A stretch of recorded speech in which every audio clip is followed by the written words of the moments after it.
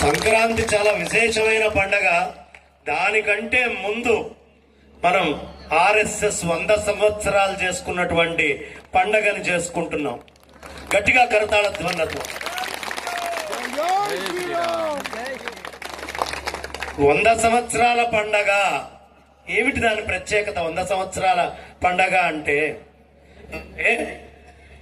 సంస్థ ఈ భూమి మీద పుట్టి 100 సంవత్సరాలు అయితే ఏమిటి దాని ప్రత్యేకత? అది పుట్టిన నాటి నుండి అనేక మంది ఈ భూమి మీద దానికోసం పనిచేస్తూ ఉన్నారు. ఆ సంస్థ కోసం, ఈ ధర్మాన్ని నిలబెట్టడానికి వాళ్ళందరూ కృషి చేస్తున్నారు. కొంతమంది ఉన్నారు, కొంతమంది లేరు, కానీ సంస్థ ఉంది. భూమి ఏం చేస్తుంది? సూర్యుడి చుట్టూ సంవత్సరానికి ఒక ప్రదక్షిణం పూర్తి చేస్తుంది. సూర్యనారాయణమూర్తి చుట్టూ సంవత్సరానికి ఒక ప్రదక్షిణం పూర్తి చేస్తుంది. ఇదిగో ఈ సంవత్సరం ఆర్ఎస్ఎస్ అనేది పుట్టి 100 ప్రదక్షిణాలని సూర్యనారాయణమూర్తి చుట్టూ పూర్తి చేసుకున్నటువంటిది. భూమాతతో కలిసి 100 ప్రదక్షిణాలు పూర్తయినాయి. అది విశేషము. కాబట్టి అలాంటి మహత్తరమైన జనాలు ఎలా అయిపోయారు అంటే, సీరియల్ కనిపించినా, సినిమాలు కనిపించినా, లేదు వార్తలు కనిపించినా ఓ పొలోమని వెళ్ళిపోయి అక్కడ కూర్చొని గంటల తరబడి దాన్ని చూస్తూ ఉంటారు. కానీ ఓ చిన్న అనుమానం నాకు, ఏమంటే ఆ సీరియల్లో కథ రాసిన వాడికి కథకి అన్న సంబంధం ఉందా? ఎక్కడైనా కథ రాసిన వాడికి ఆ కథకి లేదండి. ఆ కథని డైరెక్ట్ చేసిన వాడికి ఆ కథకి అన్న సంబంధం ఉందా? లేదు. పోనీ ఆ కథలో నటించిన వాడికి ఆ కథకి అయినా సంబంధం ఉందా? లేదు. సినిమా అయినా సరే, సీరియల్ అయినా సరే. పోనీ దాన్ని టెలికాస్ట్ చేసేటువంటి టీవీలకైనా, డిస్ట్రిబ్యూటర్లకైనా, సినిమా హాళ్లకైనా ఆ కథకి వాళ్ళకి అన్న సంబంధం ఉందా? లేదు. పోనీ ఆ సీరియల్ చూసేటప్పుడు మధ్యలో వచ్చే అడ్వర్టైజ్మెంట్ కంపెనీల వాళ్ళకి ఆ కథకి అన్న సంబంధం ఉందా? ఏమీ లేదు. దాని దుంపదెగ ఆ కథతోటి సంబంధం అంతా కూర్చొని చూసేవాడికి పట్టుకుంటుంది. వీడికి దానికి ఏ సంబంధం లేదు, ఏ సంబంధం లేదు. దాని మీద సంబంధం లేని దాని మీద పనిగట్టుకొని చూస్తారు. మన బతుకై, మనకి జీవనమై, మనల్ని ఈ స్థాయికి తీర్చిదిద్ది అనేక శుద్ధులు చెప్పి మనకొక సంసారము అనేటటువంటిది, కుటుంబ వ్యవస్థని ఏర్పాటు చేసి, బయట ప్రపంచాల్లో ఇవేమీ ఉండవు. వేరే విదేశాలకు వెళ్తే నీ పిల్లలు నా పిల్లలు కలిసి మన పిల్లలతో ఆడుకుంటున్నారు అని భార్యాభర్తలు చెప్పుకుంటూ ఉంటారు. అంటే అంతకు ముందే వీడు వేరే దేన్నో పెళ్లి చేసుకొని పిల్లల్ని కనుంటాడు, ఆమె వేరే ఎవరినో చేసుకొని పిల్లల్ని కనుంటుంది. వీళ్ళిద్దరూ మళ్ళీ పిల్లల్ని కంటే వాళ్ళు ఆడుకుంటున్నారు అని చెప్పుకుండేటటువంటి సంస్కృతి కాకుండా ఒక నియమబద్ధమై కుటుంబ వ్యవస్థతో కూడినటువంటి సనాతనమైన వైదిక ధర్మంతో కూడినటువంటి ఈ హిందూ సమ్మేళనంలో, ఈ పండగలో కుటుంబాలన్నీ ఎక్కడ ఉన్నా పనిగట్టుకొని వచ్చి ఇలాంటి చోట్ల కూర్చోబెట్టి పెద్దలు చెప్పేటటువంటి 4 మాటలని వినిపించి తీరాలి. ఇదొక వ్రతం కింద మనం అందరం తీసుకొని భవిష్యత్తులో ఒక చిన్న చీమ చేసే పని మనం చేద్దాం. చీమ ఏం చేస్తుందండి? అది మెల్లిగా చెట్టు మీదకి వెళ్తుంది, ఓ పండు దగ్గరికి వెళ్తుంది. ఆ పండులో లోపలికి వెళ్ళి ఆ గుజ్జు యొక్క రుచిని చూస్తుంది. చూశాక ఆ చీమ అక్కడే ఉంటుంది అనుకుంటే భ్రమ. కిందకొచ్చి కొన్ని వందల చీమల్ని తీసుకొని వెళ్ళి వాటన్నిటితో కలిసి ఆ పండుని భుజిస్తుంది. మాధుర్యం అనేటటువంటిది ఇక్కడ ఆరంభమైంది. ఇక్కడతో ఆగకూడదు. ఈ సనాతన వైదిక ధర్మ మాధుర్యాన్ని మనం ఇళ్లకు వెళ్ళి భవిష్యత్తులో జరిగేటటువంటి కార్యక్రమాల్లో ఆ చీమ మాత్రం పని మనం అందరం కూడా చేద్దాము అని ఒక వ్రతంగా తీసుకుందాం. గట్టిగా మన కరతాళ ధ్వనులతో ఆమోదాన్ని తెలియపరుద్దాం. మాకు చప్పట్లు కొట్టడానికి కూడా మొహమాటమేనా? పెద్దాపురంలో కొడితే చిన్న చిన్న పురాలన్నిటికీ వినిపించాలి. గట్టిగా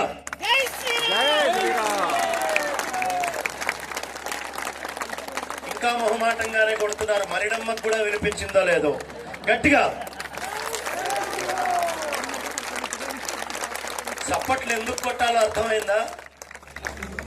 పక్కన ఎవడైనా పడుకుంటే లేస్తాడు. గట్టిగా ఒకసారి కొట్టండి. పక్కన ఎవడో పడుకోవడం కాదయ్యా, ఈ లోపల జీవుడు నిద్రపోతున్నాడు. హిందూ ధర్మం అనేది ఏంటో తెలియక ఇష్టం వచ్చినట్టుగా కేవలం నేను, నాది, నా అనే అహంకారంతో అశాశ్వతమైనటువంటి ఈ శరీరమే పరమశాశ్వతం అనుకొని దానికి సంబంధించిన సుఖాలకి సంబంధించే పనులు చేసుకుంటూ నిద్రపోతున్నాడు. వాణ్ణి లేపడానికి కొట్టాలి. మనలో ఉన్న జీవుడు లేవాలి. గట్టిగా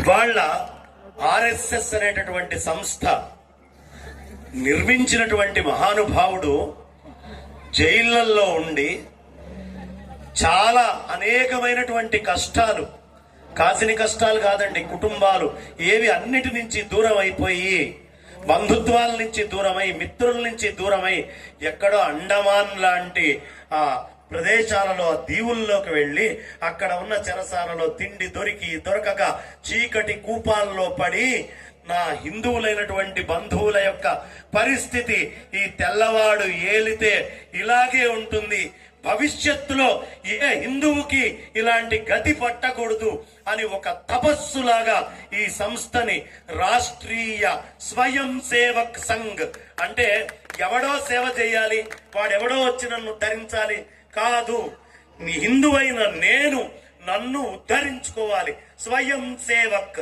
అనేటటువంటి సంఘం కింద మనం అందరం తయారవ్వాలి అని ఆ మహానుభావుడు ఆ గోల్వాల్కర్ గారు ఎన్ని కష్టాలు పడో ఎంతో శ్రమలకు వచ్చి దాన్ని ఏర్పాటు చేస్తే ఇవాళ దూరమైనటువంటి కాశ్మీర్ ని మళ్ళీ ఆర్టికల్ 370 అనేటటువంటిది రద్దు చేసి దాన్ని మళ్ళీ తీసుకొచ్చుకోగలిగాము.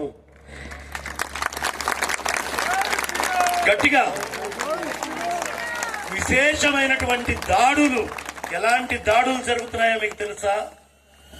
ఇవాళ మనకి బంగ్లాదేశ్ లో ఏమవుతోందండి, హిందూ కుటుంబాల మీద పడి దాడి చేస్తున్నారు. ఒకప్పుడు ఆ బంగ్లాదేశ్ లో బతికింది 100% హిందువులే, 100%. కానీ వాళ్ళ ఆ హిందువులకే ఆశ్రయం లేని దుస్థితి వచ్చింది. కారణం ఏమిటి అంటే రాజకీయాలు చాలా గొప్పవి, హిందుత్వ భావన కంటే అనే ఆలోచన వచ్చి రాజకీయాలకి పెద్దపీట వేసేటప్పటికీ ఆ రాజకీయాలు ఏం చేసినాయి, ఆ పాకిస్తాన్ గా విభజించి, బంగ్లాదేశ్ గా విభజించి ఈ భారతదేశాన్ని తునాతునకలు ఎవరిష్టం వచ్చినట్టుగా వాళ్ళు చేసి ఈ సనాతన వైదిక సంస్కృతి ఇవాళ దిక్కులేనటువంటి పరిస్థితి చేసే స్థితి తీసుకొచ్చింది. కారణం హిందువు మేల్కోలేదు. విభజన జరిగే నాడు ఆనాడు హిందువులు మేల్కొని మా పరిస్థితి ఏమిటి, అక్కడున్న హిందువుల పరిస్థితి ఏమిటి అని ఆలోచించలేని దుస్థితిలో ఉండడం వల్ల అది జరిగింది. ఇవాళ ఏం జరుగుతోంది, మళ్ళీ ఇవాళ ఇక్కడ సంఖ్య పెరుగుతోంది, బ్రిటిష్ యొక్క సంఖ్య పెరుగుతోంది.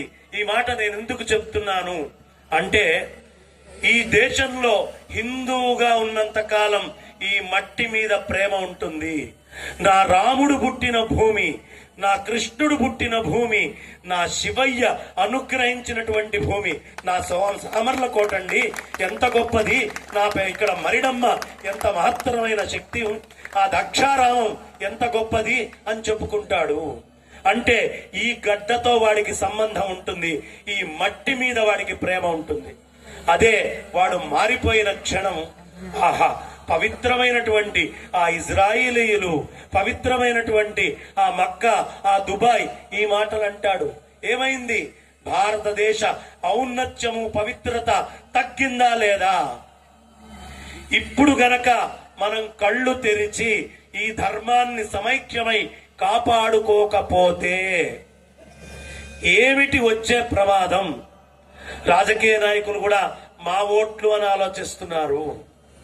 ఇది ఆలోచిస్తే ఏమవుతుంది అంటే ఒకప్పుడు సంఖ్య పెరగక ముందు అణిగిమణిగి ఒదిగి చక్కగా ప్రశాంతంగా కుటుంబం మేమంతా అని జీవించినటువంటి వాళ్ళు, ఒకళ్ళనొకళ్ళు పరస్పర ప్రేమతో భావించినటువంటి వాళ్ళు మీ ఇంటికి రావండి, మీరు పెట్టేవి తినవండి, మీరు ఇచ్చేవి తీసుకోమండి, ఈ విద్వేషం ఎక్కడి నుంచి వచ్చింది అంటే ఏమైంది? ఈ దేశంలో నీ సాటి వాడినే శత్రువుగా చూసేటటువంటి ఆలోచన వచ్చింది. తోలు తెల్లదే,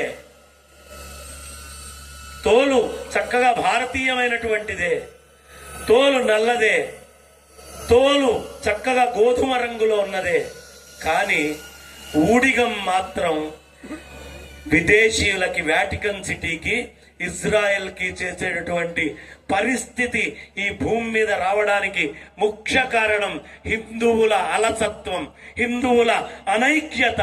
ఒక కార్యక్రమం ఉన్నప్పుడు ఏకమై దాని సత్తా ఏమిటో చూపించుకోవాలి అనే దాంట్లో ముందుండకపోవడం. ఇప్పుడు కొట్టండి చప్పట్లు. నిజంగా అనైక్యత. ఇలాంటి అనైక్య స్థితి నుంచి ఏకత్వ స్థితికి మనం రావాలి అంటే ఇక్కడ కులాలుగా రకరకాలుగా విభజన కాకుండా మేమందరము హిందువులము అనే నినాదంతో ఉండేటటువంటి ఆర్ఎస్ఎస్ లో వచ్చి మేము ఇక్కడ సభలో కూర్చున్నామండి, మేము కూడా ఆర్ఎస్ఎస్ సభలో పాల్గొన్నాం అనేవాళ్ళు అక్కర్లేదు. నేను ఆర్ఎస్ఎస్ లో సభ్యుణ్ణి, నేను ఆర్ఎస్ఎస్ తో పని చేస్తున్నాను అని గర్వంగా చెప్పేటటువంటి వాళ్ళు తయారు కావాలి. సభ్యత్వం తీసుకుందాం ప్రతి వాళ్ళం, అప్పుడు నాది అనే భావన వస్తుంది. లేకపోతే ఎవరో ఆర్ఎస్ఎస్ చేస్తున్నారండి, ఎవరో విహెచ్పి చేస్తున్నారండి అనే మాటలు మనం మాట్లాడాల్సి వస్తుంది. కాదు, నేను ఎందుకు సభ్యుణ్ణి కాకూడదు? ఆర్ఎస్ఎస్ లో గొప్పతనం ఏమిటో తెలుసా అండి? ఇక్కడ పిల్లలు చాలా శక్తితోటి ఇందాక అనేక పాటలకి నాట్యం చేశారు. ఒక్కసారి ఆ పిల్లలందరికీ గట్టిగా కరతాళ ధ్వనులతో, వాళ్లే భవిష్యత్ ఆశా కిరణాలు ఈ ధర్మాన్ని నిలబెట్టడానికి. అలాంటి ఆ పిల్లలు ఇక్కడ నృత్యం చేయడానికి ఎంత శక్తిని వాడారో, అది ప్రాక్టీస్ చేయడానికి ఎంత శక్తిని వాడారో, పెద్ద వయసులో ఉండి ఆర్ఎస్ఎస్ లో ఇక్కడ కూర్చొని మైకు తీసుకొని సంచాలకత్వం చేస్తూ అనేక రకాలుగా ఇటు అటు తిరుగుతూ మాట్లాడుతూ ఉన్నటువంటి పెద్దలు కూడా అంతకి 10ంతల ఓపికతో పనిచేశారు. అది ఆర్ఎస్ఎస్ ఇచ్చే బలం. చప్పట్లు మోగట్ల, సరిగ్గా మోగకపోతే ఇక చప్పట్ల మీద ఉపన్యాసం చెప్తాను నేను. నా పనే అది. 2 గంటలు చెప్తాను చప్పట్ల మీద గట్టిగా.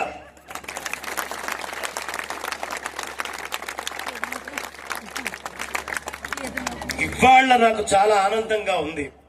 కారణం ఏమిటంటే మా సూర్యప్రకాష్ గారు ఒక దివ్యమైన తేజాన్ని, శ్రీరామ్ అనేటటువంటి తేజాన్ని వారు అందించారు. గట్టిగా ఆయన అందించినటువంటి శ్రీరాముడు వారు సూర్యప్రకాశే. సూర్యుడు రఘువంశము, రఘువంశం ఎప్పుడు వెలుగుతుంది అంటే ఆ వంశంలోకి శ్రీరాముడు వచ్చినప్పుడు. గట్టిగా అలా వచ్చాడు శ్రీరాము. ఆశ్చర్యం ఏమంటే ఆ వెనకాల ఈ మంచుని మొత్తం ఏర్పాటు చేయడానికి ప్రధానంగా ఒక్కళ్ళున్నా ఇద్దరున్నా మైకు పట్టుకొని ఇన్నేళ్ల నుంచి చెప్తున్నటువంటి ఆయన సూర్యనారాయణే. ఆయన దగ్గరికి శ్రీరామ్ వచ్చినా కూడా వైభవోపేతమైనటువంటి ఇలాంటి సభ జరుగుతుంది. గట్టిగా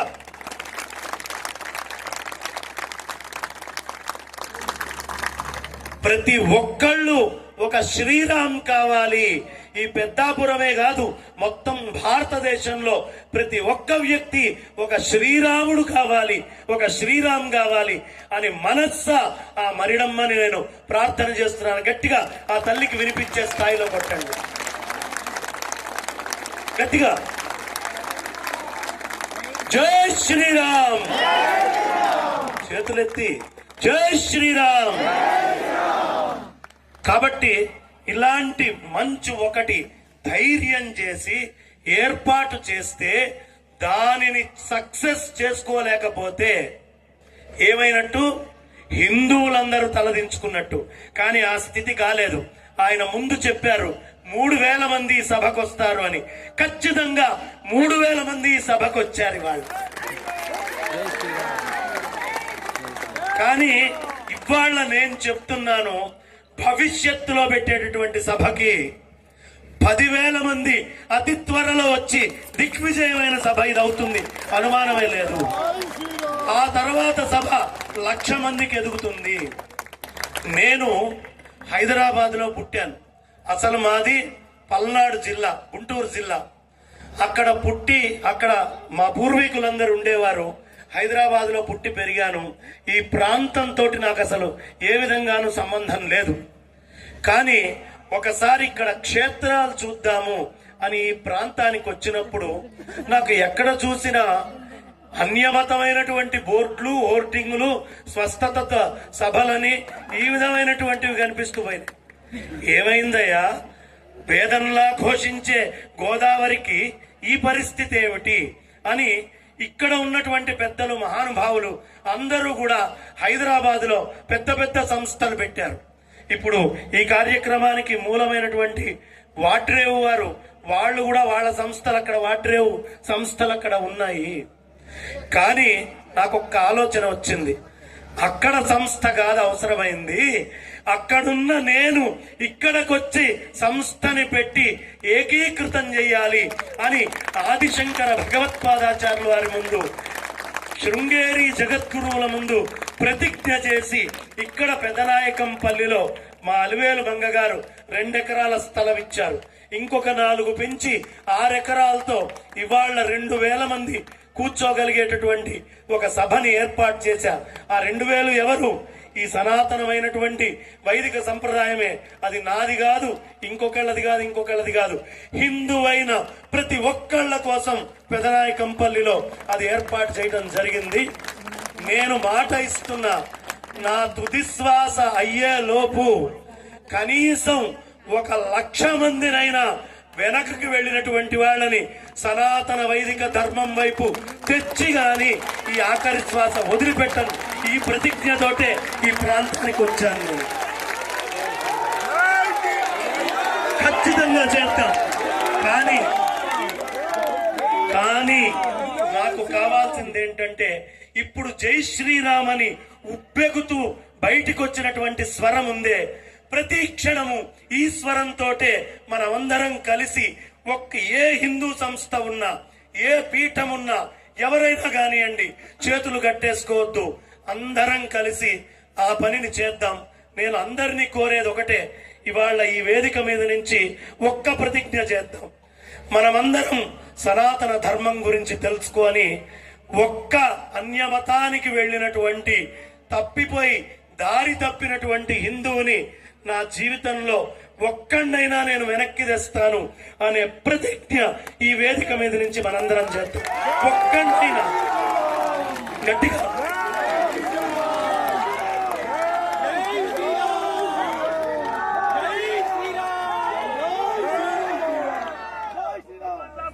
ఆఖరిగా ఒక్క మాట చెప్తాను. ఇక్కడ ఉన్నటువంటి పెద్దలు ఒక్కొక్కళ్ళు ఒక పెద్ద వ్యవస్థ. ఈ వేదిక మీద కూర్చున్న ఏ ఒక్కళ్ళు చిన్నవాళ్లు కాదు. నేను హైదరాబాద్ లో కూర్చుంటా, టీవీ పెడతాను, ఇంకోటి చేస్తాను, ఏమండి లలిత బ్రాండ్ రైస్ అని పేరు వస్తుంది. అంటే లలిత అంటే తెలియనటువంటి వాళ్ళు ఈ 2 రాష్ట్రాల్లో లేదు.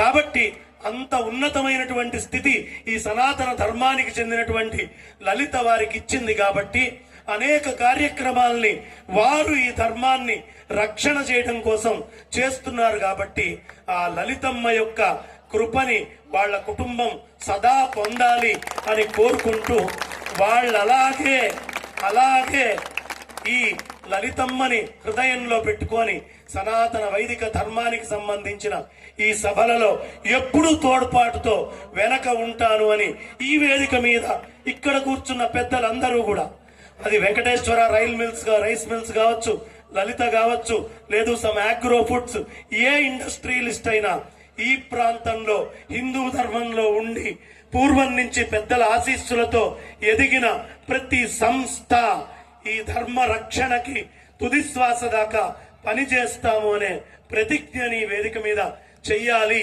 అని నేను కోరుకుంటూ, వాళ్ళు చేసిన వాళ్లే, కాకపోతే వాళ్ళు ఆ మాట అంటే మీకు స్ఫూర్తి వస్తుంది, ఇప్పటికే చేస్తూ ఉన్నవాళ్ళు అని కోరుకుంటూ గట్టిగా వేదిక మీద ఉన్న పెద్దలందరికీ కరతాళ ధ్వనులతో ఆనందాన్ని తెలియపరుచుకుందాం.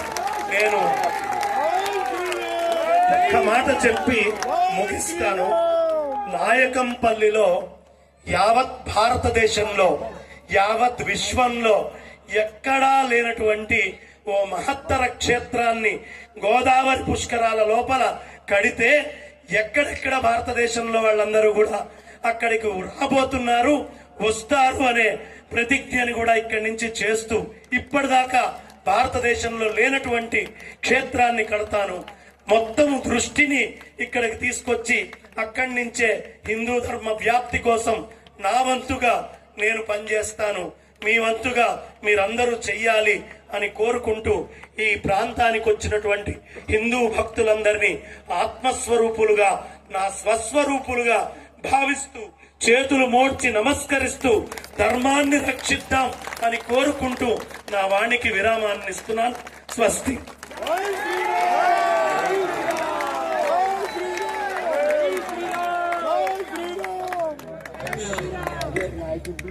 చాలా అద్భుతంగా చెప్పారు. అసలు మీ స్పీచ్ మొదట ఉండాల్సింది మధ్యలోకి వచ్చింది.